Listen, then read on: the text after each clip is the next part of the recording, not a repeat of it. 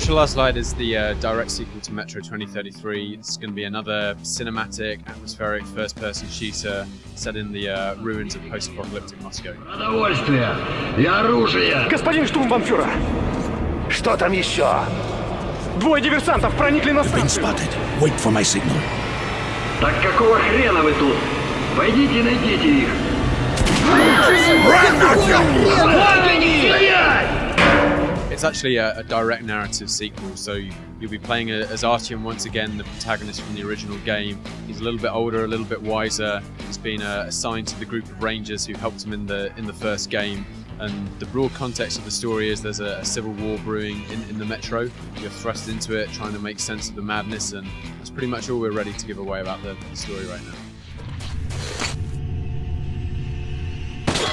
I think what you saw in the demo today was our real focus to try and address some of the I think valid criticisms of the first game. So we've completely overhauled our stealth, our combat. We've added a lot more dynamic destruction, which has a real effect on the combat now. So you saw in the demo, cover crumbling under bullet fire. You have to move from place to place.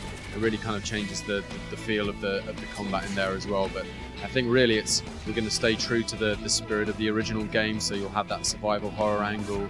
This kind of metaphysical angle in there, the exploration of the station cities, so it'll be a real Metro experience. I think what we saw in the first game was that the AI could sometimes behave inconsistently, or rather it was behaving consistently, but it didn't seem to make sense exactly how it was explaining. Now a lot of that comes down to polish.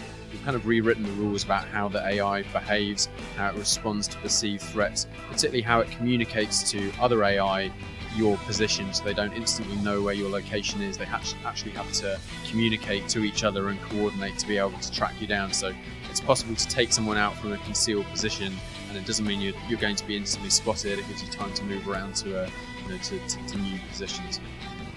So you saw a handful of new weapons. The weapons in Metro are pretty unique. Obviously they don't have access to military grade hardware. There are a few weapons from the present day that are still working, and they're cherished and kept because they're usually pretty effective. Everything else they have to make for themselves underground. So you see these crazy Frankenstein creations of weapons that are cobbled together from whatever they can find. So the new ones you saw today were a shotgun pistol, pretty effective at close range. This Gatling gun that's you have to crank up the tension on the belt to maintain the barrel speed. A bolt action rifle, which is a great medium to long range weapon, and a few more that we didn't show you today, but you'll be able to get your hands on.